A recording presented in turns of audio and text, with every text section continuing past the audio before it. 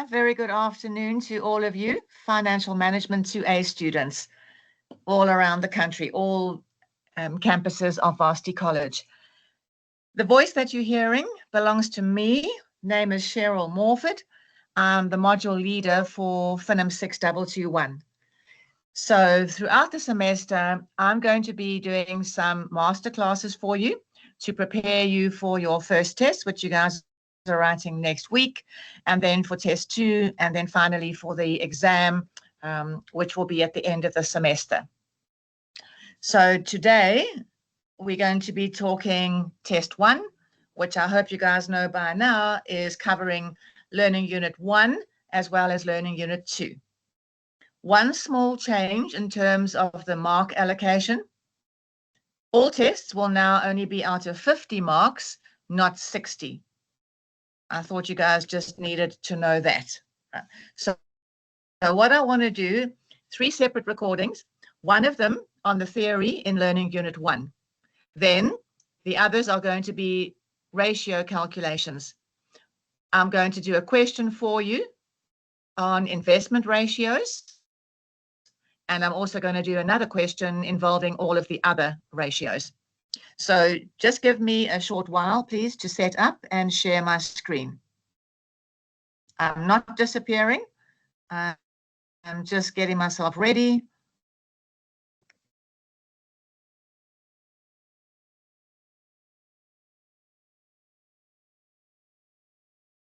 So here we go. We should be sharing screen. And this is the document that I want. Right, you must definitely expect questions coming from Learning Unit 1 in the test. I would say anything between about 15 or 20 of the marks coming from Learning Unit 1. It is as important as Learning Unit 2. The exam will probably have less from Learning Unit 1. That's why you need to make sure that you do study it thoroughly to maximize your mark for test 1. I know some people who are more numerically minded do not like the theory, and they think they can just get by without paying any attention to the theory. I'm discouraging that entirely, especially for test 1. Otherwise, you're going to put yourself at risk by not being able to answer the theory questions. Right, so let me just take you through some of the main parts of Learning Unit 1. So the learning unit begins with objectives of a business, and there are 2, which are well explained in the book. I just need to make sure that everybody does indeed know the difference between them. So one of them is maximizing profit, and the other one is maximizing the wealth of the shareholder. So you need to be able to explain the meaning of both of them. And you need to be able to say how each is measured, and in particular, which one of the 2 objectives is followed in accounting and which one we will be following in financial management. So one of the objectives is far superior to the other because one of them leaves out too many things. So there are many limitations or drawbacks associated with the maximization of profit. So just as I said, make sure you can explain them, point out how they're different. Profit maximization is measured using a ratio called earnings per share. It exclusively concentrates only on profit. Shareholder wealth maximization is measured using the current share price and includes all variables that may affect the market's perception of the value of a share. Right. Then the next section that comes up are the roles of the financial manager. So there is a general, broad description of what financial management entails, but I want to take you through the actual responsibilities that are carried out on a day-to-day basis. So we can distinguish between primary responsibilities and secondary or other. Starting with the primary, there are how many? three. You need to be clear what those are. So, financial planning and analysis, investment decisions, financing decisions. Each of them has a few subcategories. So, financial planning and analysis essentially involves two things: the preparation of financial forecasts and budgets. You also need to briefly be able to explain financial coordination and control. Know the difference between a forecast and a budget. So it really depends on the time period for which these financial forecasts and budgets are prepared. Also, make sure that you know how the forecasts and the budgets can assist the financial manager in making decisions and in planning and making sure that the business is operating in such a way that it maximizes the wealth of the shareholders. Yeah. Next up, we have investment decisions. And we can here distinguish between investing in short-term or medium to long-term investments. So ST over here is short-term. This next M/LT, medium to long-term investment decisions. So when it comes to the short-term investment decisions, this could be, for example, investing in inventory, making sure that working capital is managed efficiently so that funds are available in the short term to be spent on whatever is needed. Okay. The medium to long-term investment decisions relate to investment in non-current assets. And there are 5 of those that are identified in the textbook under the heading 5 key investment decisions. So please make sure that you are familiar with those. Then comes financing decisions. So how is a business going to obtain the funds to finance the business? So there are 2 ways. I will just type them up here quickly for you.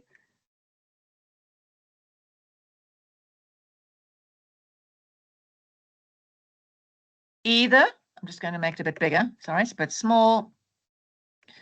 You can borrow from financial institutions, in which case you have debt, or otherwise you can issue shares, in which case you are going to have equity. Let me just move that so it fits on the screen. Okay.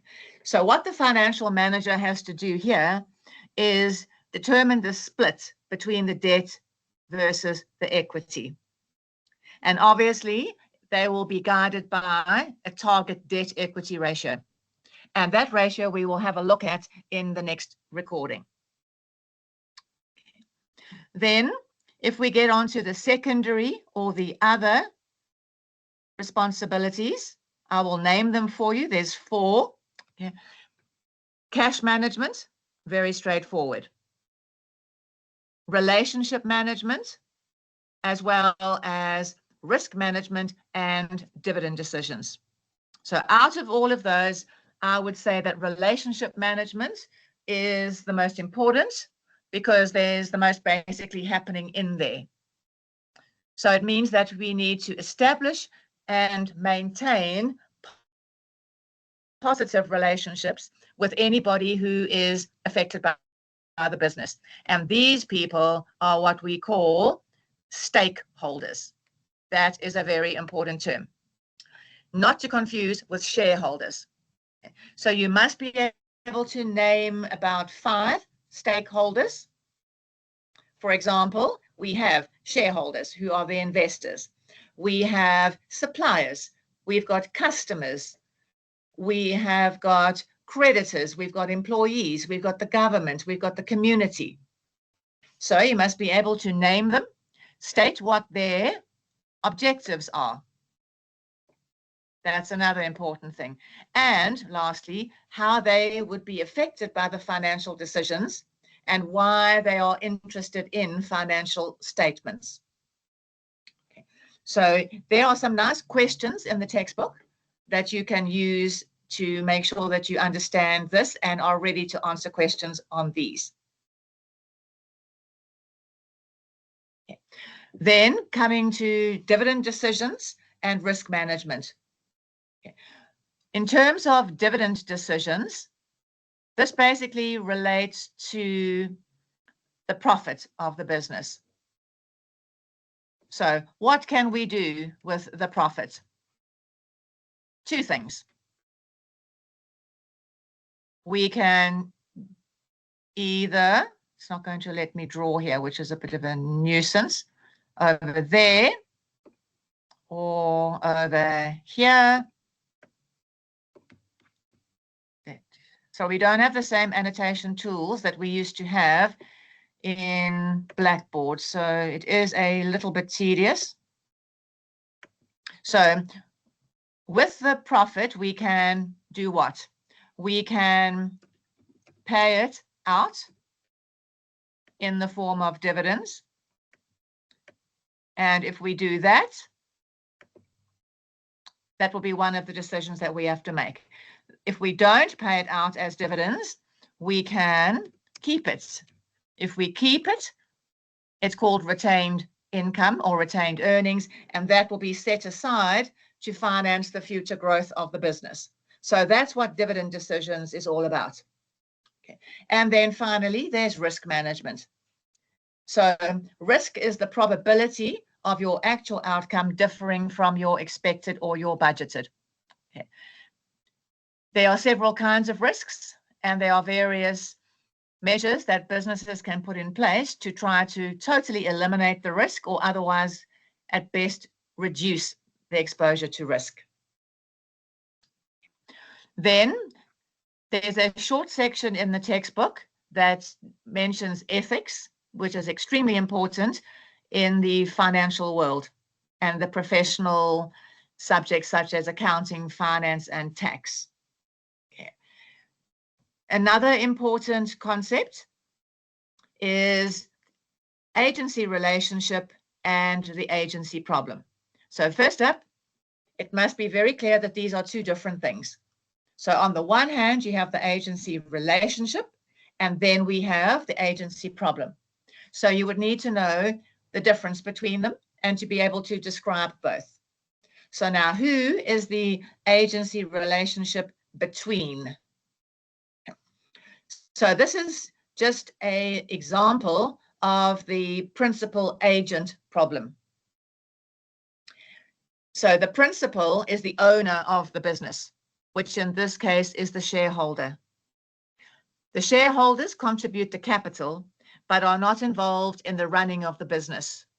So therefore, they appoint an agent in the form of the financial manager to act on their behalf and to ensure that the business is run in such a way that it maximizes the wealth of the shareholders. Okay. Then, what is the agency problem? Right, this is a different thing now altogether.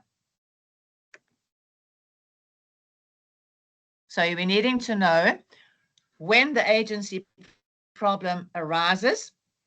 So you need to be able to list, I would say, a good 4 possible causes of the agency problem.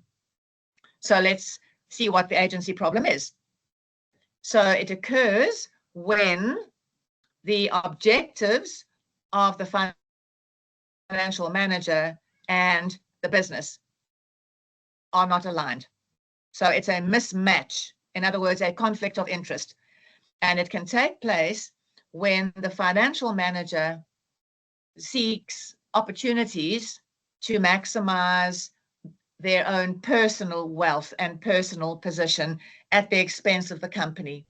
So instead of making decisions based on maximizing shareholder wealth, which is what they should be doing, because that's the goal of financial management, perhaps they put themselves first and they make decisions that will increase their earnings. It will add to their power and prestige and reputation, etc. So there are lots of those that are explained in the book. And because it is so undesirable, the owners of the business implement various measures to incentivize financial management to act in the way that they are supposed to be acting, and therefore minimize the agency problem. So basically, these are called performance-related reward schemes. And what do you need to know there? Examples of them and how they work, at least 2, and to be able to discuss the advantages and the disadvantages of them. So that is basically Learning Unit 1 in a nutshell. Here are some possible questions that you could look at in the book. All right. So question 1.2 and question 1.4, those are in the front of the book. Do have a look at question 1.4 in particular, because there's a nice example, yes, and a nice solution at the back of the book in the form of a table. Then you can also look at question 1E and G, which come out of the question bank at the back of the book. Okay. Only my students in Pietermaritzburg will know what my Ask Task 1 is. But I'm sure that your lecturer has given you some questions of their own that you can use to make sure that you are fully understanding Learning Unit 1. So from my side, I'm going to end the recording so we can focus on some calculations coming from Learning Unit 2.